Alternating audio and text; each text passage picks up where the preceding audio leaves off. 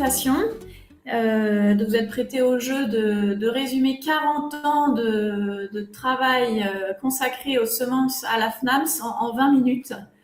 C'est un dur exercice et j'ai senti dans la préparation toute votre passion du métier. Donc merci de prendre ce temps pour nous. Et donc, pouvez-vous présenter les éléments de la multiplication de semences dans sa partie au champ incluant aussi, on va le voir un peu à la fin, ce qui peut se passer sous abri. Merci de m'avoir invité. Bonjour à toutes et à tous. Effectivement, j'ai travaillé pendant près de 40 ans sur la production de semences. Oui, donc j'ai travaillé pendant plus de 30 ans à la Fédération nationale des agriculteurs multiplicateurs de semences, dans la FNAMS. J'étais responsable de la station expérimentale de la FNAMS basée dans l'eau de la Castellari, qui est un important bassin de production de toutes semences, pratiquement toutes semences grandes cultures et potagères. Et la FNAMS, qui est la Fédération des agriculteurs multiplicateurs de semences, a pour vocation la mise en place des techniques de production des nombreuses espèces que j'ai mises sur la dernière ligne: potagères, fourragères, légumineuses à petites graines et graminées, betteraves industrielles, céréales à paille et protéagineux. Pour les deux dernières espèces, céréales à paille et protéagineux, finalement, on fait un travail qui est différent du travail d'Arvalis, ni TCF autrefois, puisque nous, on se consacre uniquement sur la partie semences, qualité des semences. Voilà. Alors, diapositive suivante, s'il vous plaît, merci. Donc, c'est une déformation professionnelle puisque j'ai travaillé pendant ces 30 années sur les potagères porte-graines essentiellement, en agriculture conventionnelle et pour l'agriculture biologique, puisque j'étais le correspondant de la FNAMS durant une vingtaine d'années sur les productions de semences biologiques, toutes espèces confondues. Et donc, le diaporama que je vais vous présenter rapidement, c'est quelques informations sur les techniques de production de plein champ et sous-abri. Et les sous-abris, c'est uniquement pour les potagères porte-graines. Voilà. Donc, mais bon, ce qui est vrai pour les potagères porte-graines sera également vrai pour, j'ai envie de dire, toutes les espèces que l'on a en multiplication, notamment les problèmes de rotation des cultures, d'isolement des cultures. Voilà. Alors, autre point important à préciser en préambule, c'est que je parlerai que des productions de semences sous contrat. Alors, pourquoi sous contrat? Parce que l'agriculteur multiplicateur qui souhaite multiplier une espèce ne l'aura pas forcément l'année N en production, puisque ce sont des contrats qui sont donnés par les établissements multiplicateurs. Et si l'établissement multiplicateur n'a pas l'espèce voulue à mettre en place par l'agriculteur, il proposera une autre. En général, c'est un accord entre le technicien d'établissement et l'agriculteur multiplicateur. Il y a des gens qui préfèrent faire des grandes cultures ou d'autres. Alors, le choix des parcelles, bon, il y a des choses qui sont évidentes, hein, éviter des mauvais sols, entre guillemets, hein, des sols hydromorphes, des sols battants. Éviter également des situations de parcelles en bas-fond à cause des fortes hygrométries. Si on multiplie l'oignon porte-graine, qui est très sensible au mildiou, par exemple, une parcelle en bas-fond va augmenter les risques de mildiou. Par contre, on va préférer des coteaux ventés pour éviter ces problèmes sanitaires. Alors ensuite, au niveau des productions de semences, une chose qui est très importante, c'est le mélange des graines, hein, la pureté spécifique. Alors, il y a des graines qui sont intriables dans différentes espèces. Donc, d'une part, il faut éviter les ressemis de l'espèce produite une année. Par exemple, si vous faites une carotte en 2000 et que vous voulez revenir en 2005 avec une autre production de carottes, il faut faire attention qu'il n'y ait pas de repousse. C'est vrai pour les carottes, c'est fait pour les betteraves, puisque vous avez des graines qui restent dans le sol pendant un certain nombre d'années. Alors, il y a des risques de pollution pollinique et puis il va y avoir aussi des risques de mélange de graines. Il faut faire aussi très attention à la succession des cultures, succession des espèces.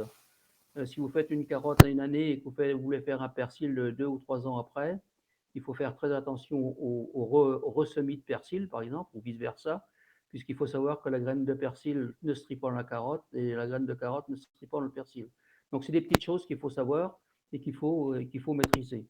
Ensuite, il faut savoir que dans les parcelles de production, vous avez des graines d'adventices qui sont intriables, comme la renouvelison dans l'oignon, le datura dans les radis.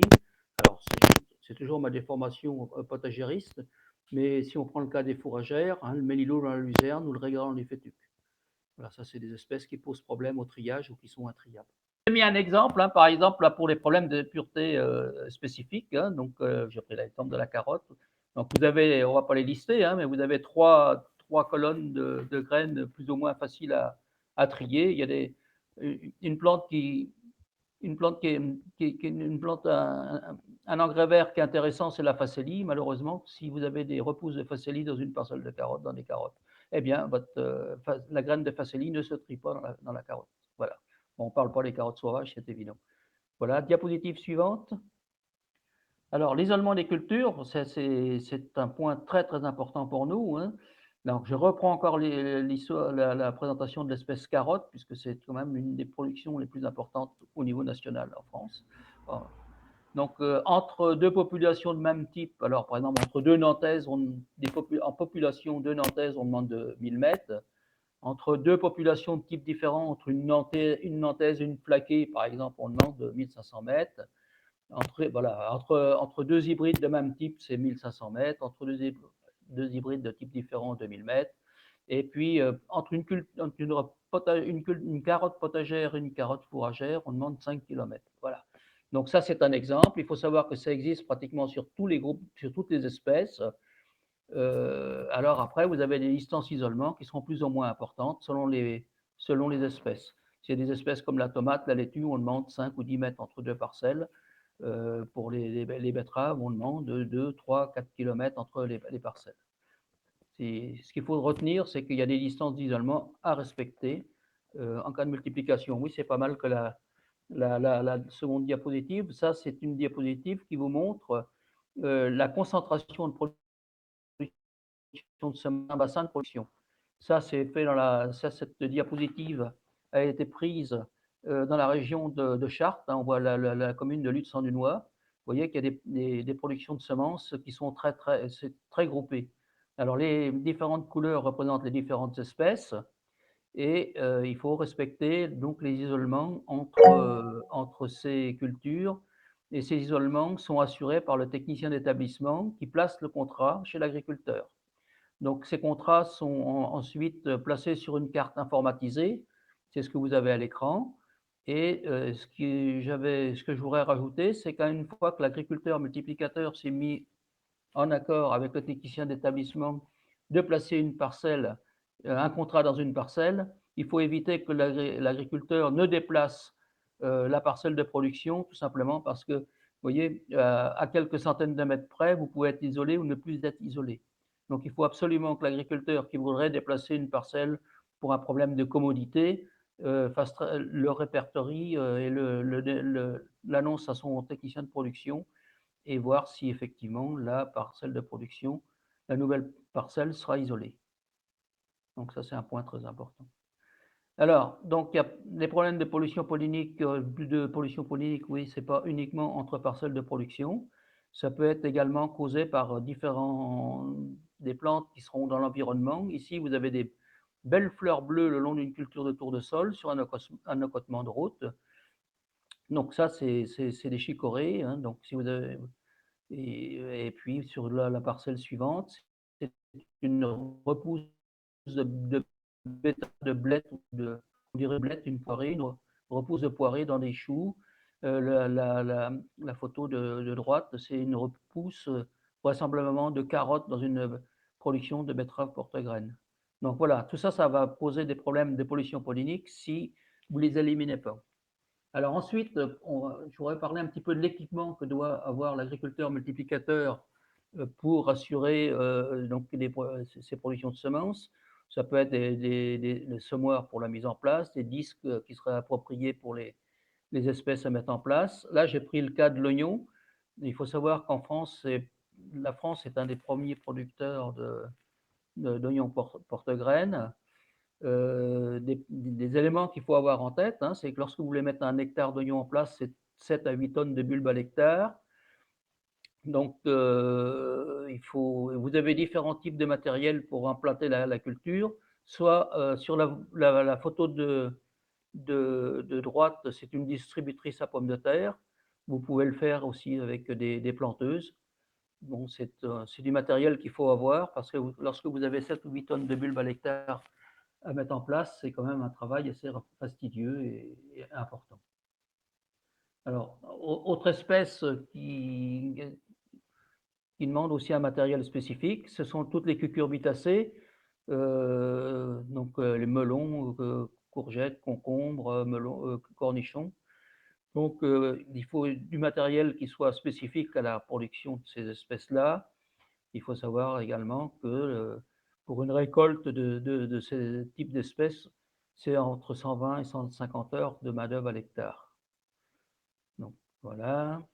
Je reste sur les cucurbitacées, c'est pour vous donner c'est pas pour vous décourager de faire des productions de semences, mais vous touchiez du doigt tous les passages obligés pour certains groupes d'espèces. Et là, les cucurbitacées, eh bien, une fois que vous avez récolté les graines, il faut les mettre à macérer, il faut les laver, il faut les sécher.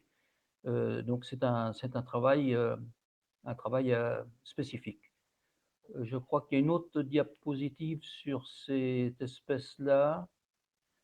Vous pouvez passer, Hélène, non, sur la. Non. Alors, revenir sur la diapositive précédente, oui, sur celle-là. Euh, Ce que j'ai mis aussi dans la diapositive, c'est que dans certains cas, vous avez l'établissement qui va vous assurer l'extraction des graines, le lavage des graines et le séchage des graines. Alors, à partir du moment où votre récolte quitte l'exploitation et va à l'établissement multiplicateur, en cas de mauvaise germination de la récolte, qui est responsable, puisque ce n'est pas vous qui avez assuré euh, les dernières étapes, et notamment le séchage. Voilà. Alors, autre équipement, c'est le problème de l'endainage pour un très grand nombre d'espèces, hein, pour les fourragères, en potagère, pour des chicorées, les betteraves. Donc, il faut passer, il y a un passage obligé qui est l'endainage aujourd'hui, que ce soit en agriculture conventionnelle ou en agriculture biologique, puisqu'en agriculture conventionnelle, autrefois, on avait des dessicants pour faire le réglone, pour ne pas le nommer. Donc aujourd'hui, c'est un produit qui est interdit à l'utilisation en France. Donc il faut assurer le séchage des porte-graines par endainage au champ. Donc voilà, c'est l'agriculteur qui peut disposer d'une endaineuse ou qui le fait faire dans le cadre de CUMA ou de. Alors le séchage, c'est une partie qu'on va revoir pour la prochaine session, donc je vais passer très très vite. Si on on prend le cas de l'oignon porte-graine, donc lorsque l'on récolte les oignons, les graines sont à 40% d'humidité, mais le plus important, c'est les ombelles avec la tige qui est à 75% d'humidité, autour de 75%. Et donc là, il faut des séchoirs qui soient adaptés, et des séchoirs qui soient adaptés et des ventilateurs adaptés. Donc je ne vais pas m'éterniser sur ce point-là. Je crois que ça sera repris le prochain coup. Mais donc, ça veut dire qu'il faut quand même avoir un matériel spécifique. Là, sur la diapositive que vous avez, ça vous montre d'une part des genre caillebotis sur lesquels on va installer les ombelles d'oignons. La photo du milieu, donc c'est la récolte d'oignons qui arrive sur les caillebotis. Et sur la photo de droite, c'est donc le séchoir qui est rempli de, de, de récolte d'oignons avec un ventilateur. Donc je pense que donc, la prochaine fois, on vous dira exactement quel type de ventilateur il faut en fonction des cultures. Donc pour des cultures comme l'oignon porte-graine, le poireau ou d'autres, c'est des ventilateurs hélicoïdaux avec un très gros volume d'air et une très faible pression. En gros, c'est les ventilateurs qu'on sert pour le tabac.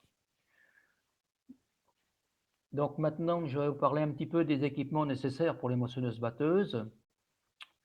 Donc, avoir le bon contrebatteur. Alors, il y a deux choses à respecter pour le battage, au moins deux choses à respecter. C'est la vitesse du batteur et le contrebatteur. Ce que j'ai voulu illustrer par les photos 17 et 18 que vous avez à droite de la diapositive, c'est qu'il vous faut absolument avoir des contrebatteurs qui soient adaptés à la graine que vous allez vouloir extraire. Là, je vous ai mis, alors c'est un petit peu exagéré, mais c'est voulu, c'est pour bien vous montrer les difficultés. Vous avez donc des fèves. Si vous voulez battre des fèves avec un contrebatteur céréales, donc entre fils de 9 mm, eh bien la fève, elle va se casser. Elle n'arrive pas à passer entre les fils. Donc le but du jeu, c'est quand même d'avoir des graines qui germent, mais pas des graines cassées.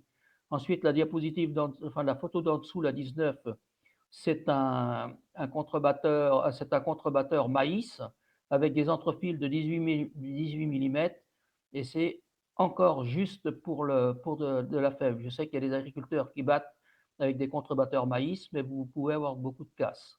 Ça dépend du poids de 1000 grammes de la fève. Diapositive suivante. Donc là, je vous ai donné je vous ai donné un exemple pour les céréales, par exemple. Ce qui est important d'observer, c'est la colonne de droite sur votre écran où il y a marqué mètres secondes. Donc, pour une céréale à paille, il faut que la vitesse tangentielle du batteur soit de 20 mètres secondes. Alors, en fonction du diamètre du batteur, vous aurez un nombre de tours minutes qui va varier.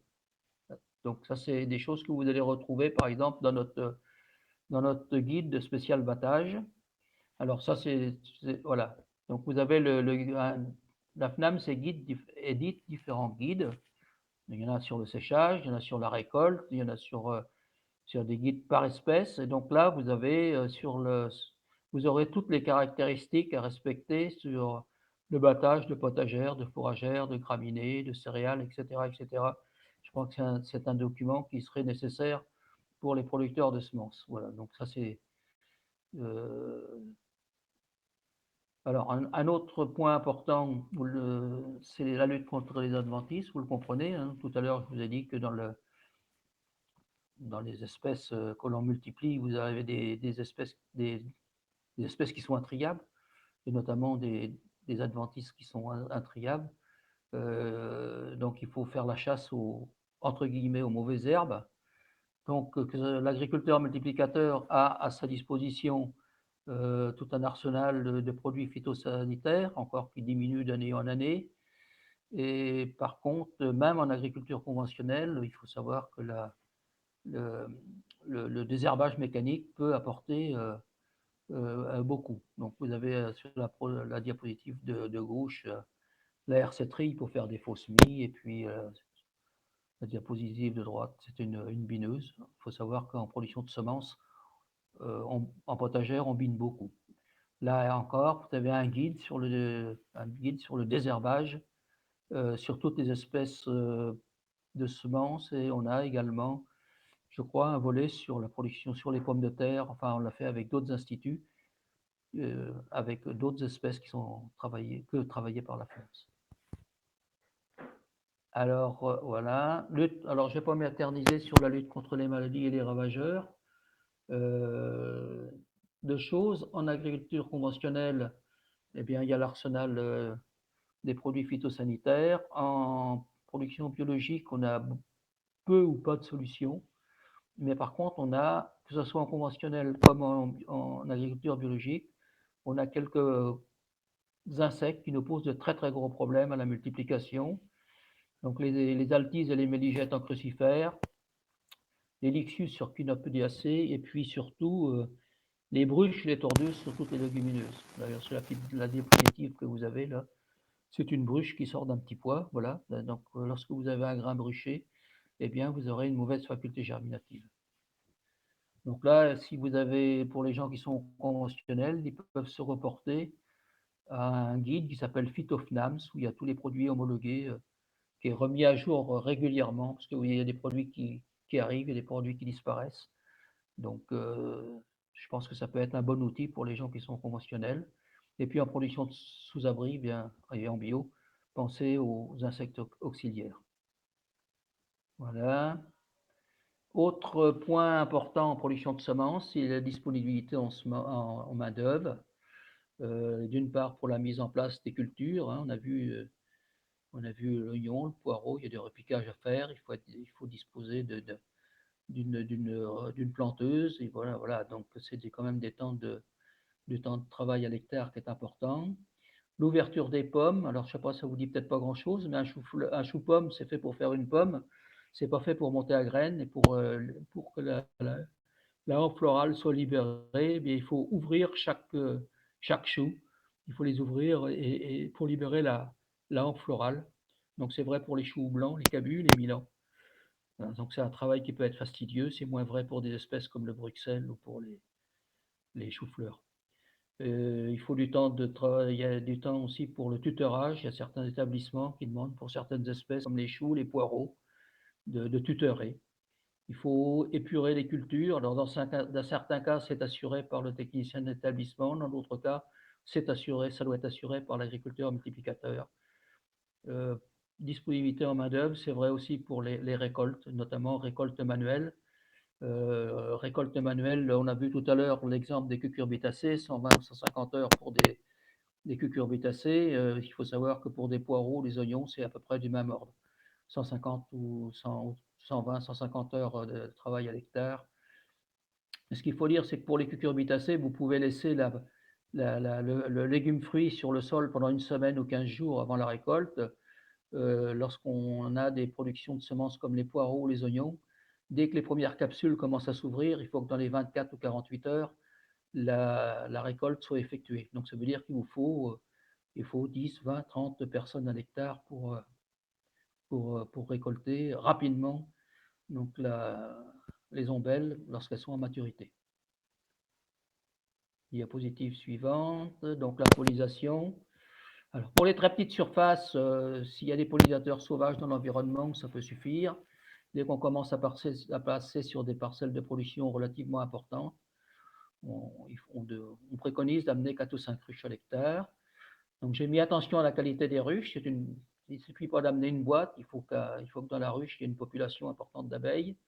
Et puis, autre point important, il faut apporter la ruche tout début floraison, n'est pas que la floraison est débutée depuis 15 jours et que l'apiculteur vous amène les abeilles en cours de floraison. Ensuite, juste quelques mots sur les productions de semences sous abri. Est-ce que vous avez affaire à des abris ouverts ou des abris fermés? Est-ce que c'est des abris fermés? Est-ce qu'ils sont fermés 100% en plastique, c'est-à-dire que le plastique recouvre l'ensemble de l'abri, des arceaux? Ou est-ce que vous avez simplement du plastique sur le haut du tunnel et que vous avez des insectes-proof sur les côtés, ce qui est très bien parce que ça permet de l'aération. Ensuite, quel type de largeur de tunnel? Plus le tunnel est étroit, meilleure l'aération sera sur le tunnel et moins vous aurez de problèmes sanitaires. Voilà, donc après,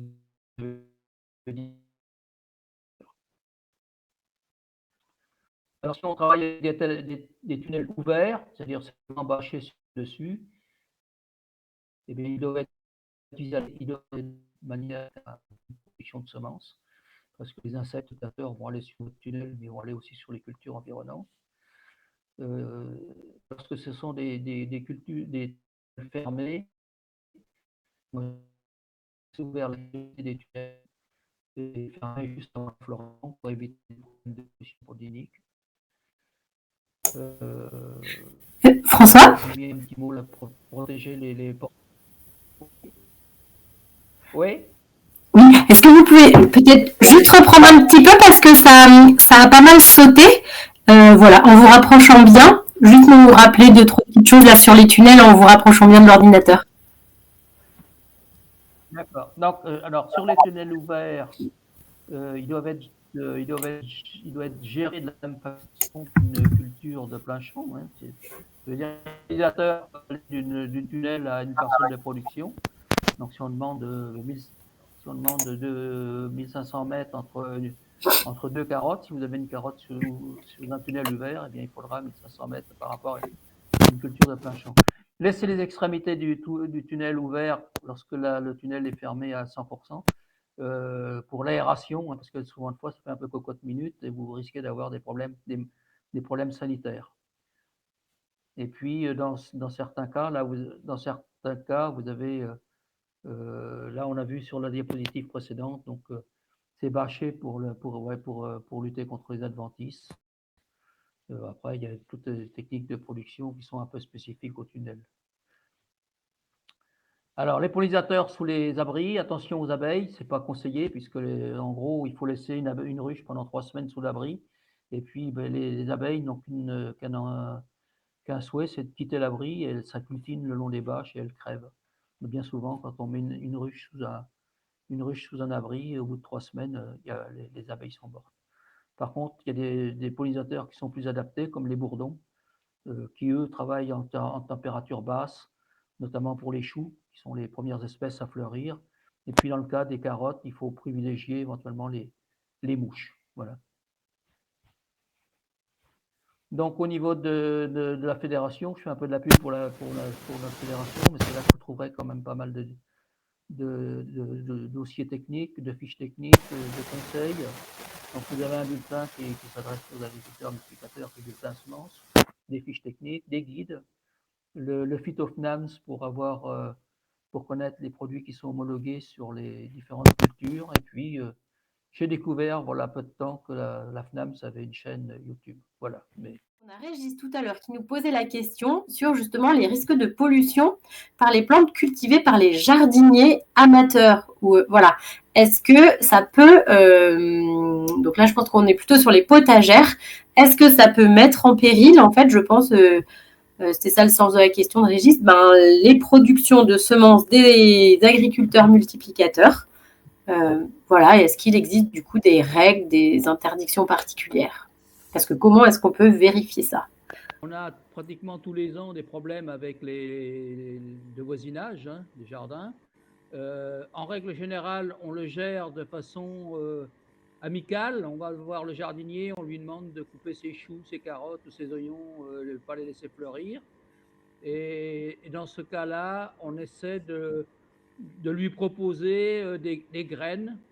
Notre syndicat départemental proposait à ses jardiniers des sachets de graines gratos, enfin gratuitement, pour lui dire, ben voilà, on vous fait détruire vos carottes, vous alliez récolter 50 ou 100 grammes de graines, eh bien écoutez, on vous donne un sachet, 2 sachets, 10 sachets de graines si vous voulez, mais ce qui est important, c'est de détruire les espèces avant floraison. Voilà. Ouais, donc ça implique aussi des qualités humaines pour aller discuter avec ses voisins et faire beaucoup de liens. Oui, en tant que responsable régional, j'étais souvent amené à ce genre de choses. De médiation. Ouais, souvent de fois c'est conflictuel quand même, hein.